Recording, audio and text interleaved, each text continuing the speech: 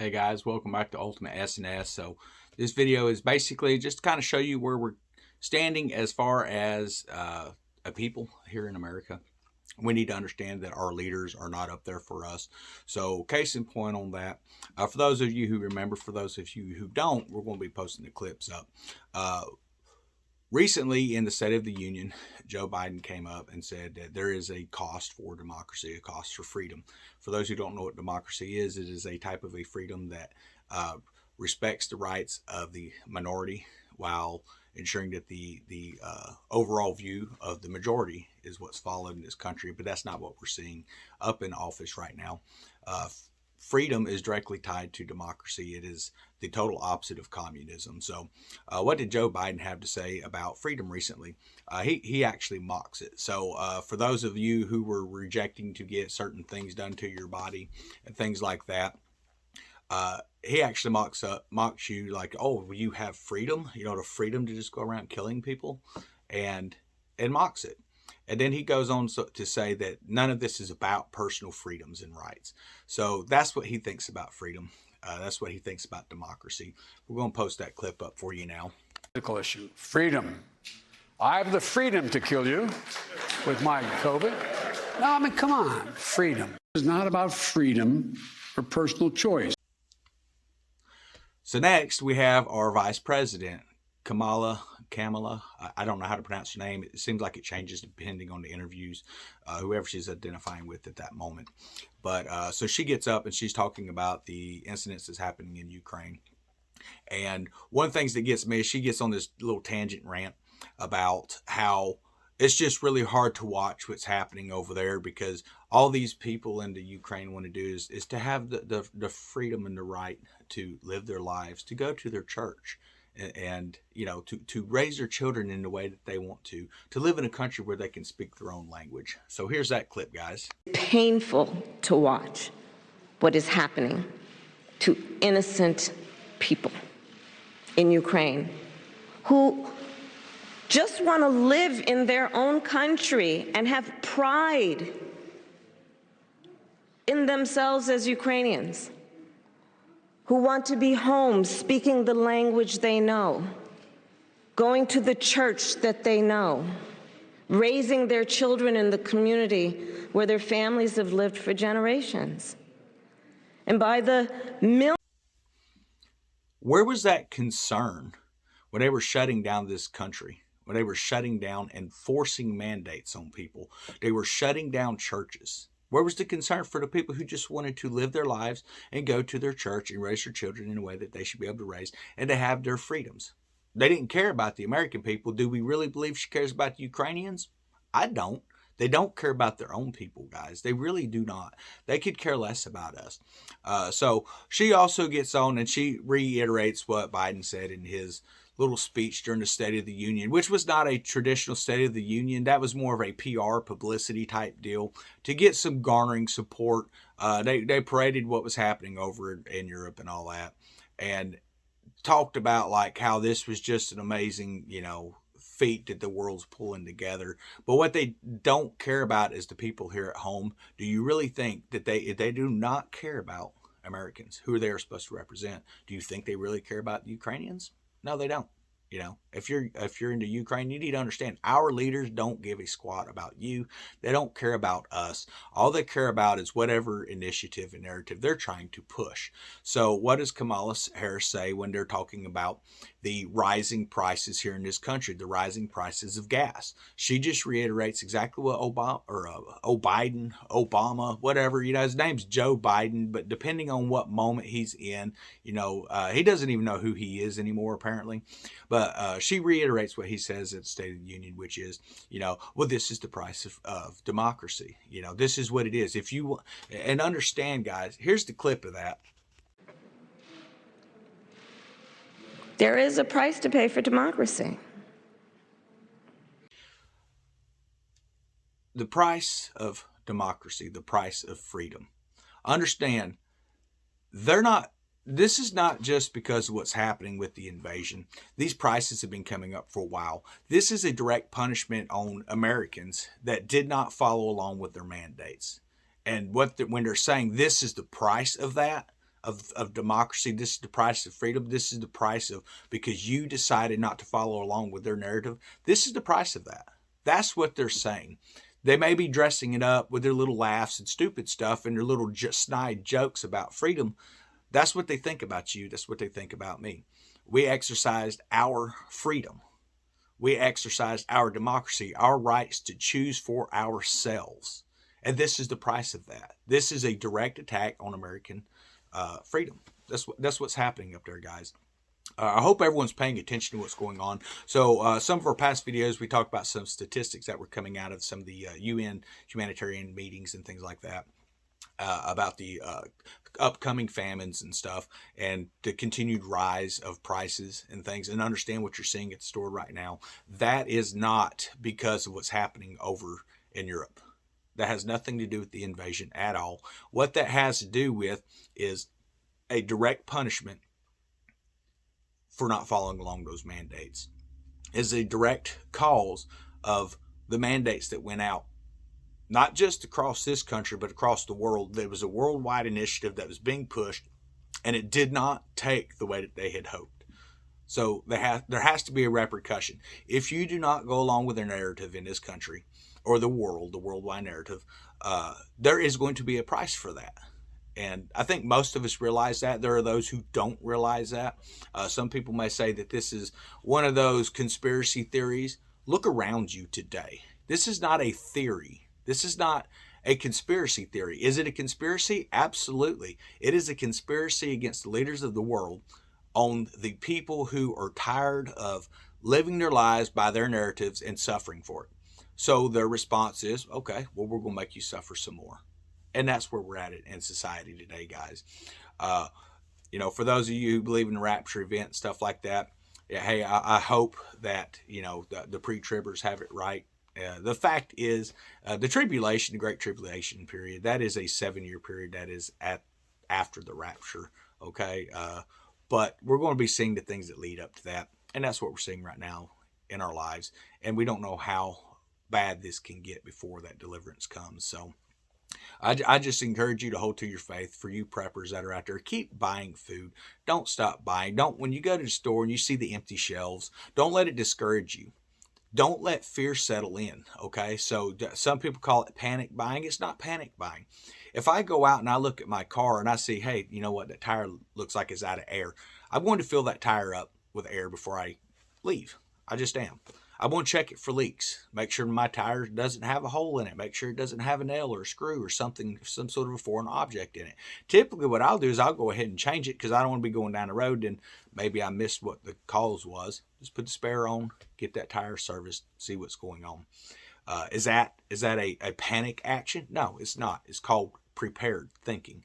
You think ahead so you can prevent a massive problem later. So, and that's what we need to look at in our lives as well.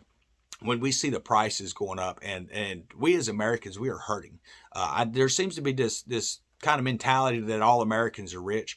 That's not the case. That is not nowhere near the truth of the matter. Most Americans are paycheck to paycheck. Some of them have a little money saved back. Now there are those who make quite a bit of cash, and they just kind of do whatever they want, and it doesn't affect them too much. But it will eventually affect those people as well. You need to understand, if you are not in the top elite percentage of the world, that they don't care about you. They're going to get your money. I mean, they're proving that now. If you were struggling last year to pay your bills, it's going to be even worse this year. If you were struggling last year to provide food on the table for your families, you're really going to have a struggle this year. It's going to be almost impossible with the way the prices are going. And then the availability of the food supplies and things like that, that's going to be dwindling down because we don't have the fertilizers and things coming out of these European countries as well. It's going to be a massive, massive deal. That's what they're saying. That's what they're predicting right now, that this is going to be a massive event, that you're looking at worldwide hunger. A lot of areas are going to be facing worldwide famines in those areas. 20 countries have been put on that list. A category 5, catastrophic famine. 20 new countries are being added to that this year. So just be kind of aware of what's going on. We may have this mentality, especially in this country, we have this mentality that, it's all about America. Well, it's not about America, guys. It's not about Americans. Now, if we had a president in office who actually cared about Americans, then yes, we could, sit a little easier with that. That is not what we have up there. Watch back through those clips, guys. We'll post them again at the end of the video. Mocking freedom of choice. That is a God-given right. Okay? That is what set us apart within creation, is we were giving a right to choose by the Lord. We were giving a free will. When someone tries to impose their will upon your free will, there has always been consequences, and that's what we are seeing now. We are seeing the consequences. Do you honestly think that Kamala Harris or Joe Biden care that the Ukrainian people cannot go to church? They didn't care when you couldn't go to church. Why would they care that they can't go to church? They didn't care about your children starving. Why do they care about their children starving? They don't. It's all a show. It's a dog and pony show. Everyone is acting their scripts out. This is a direct attack on not just Americans, but the entire world, because we are seeing these prices across the globe. That is not just in this country. It's not just in my state. Some states are not seeing it as high yet. It is coming to your area. For those who, well, I don't have empty shelves. You're going to eventually have empty shelves. That's where it's going to be. Think of it this way. Maybe you have, what are some of these, Costco or Sam's memberships and things like that. So those require you to pay a membership to be able to shop at those stores. So those stores have a little bit more money to draw into stock. So they bid higher on a container ship of food so they can get more stock. But eventually those containers are going to be dwindling down in supplies. They're not going to have as much stuff in it. And you're going to eventually see those shortages at the big stores as well, just like you see them at Walmart's and some of your small outlet stores. There are some local stores where people are growing local foods and selling it. Those prices are going up as well. And eventually those stocks, as far as, how much they have, that's going to go down as well, because if you can't buy it traveling to 3 or 4 different stores locally, you're going to drive out a little further and you're going to hit the farmers market. We have farmers markets up here, and last year went to a few of them, and the supplies, as far as how much stuff they had, was kind of surprisingly low to me. Try to buy local if I can, but you got to get what you can afford, guys, and that's what this is about. You need to get prepped now. You need to make sure that you're taking initiatives to provide for you, provide for your family. So this is just a little, if you want to call it a public service announcement, guys. I want people to understand things are fixing to go from a bad situation to worse than anything we've experienced.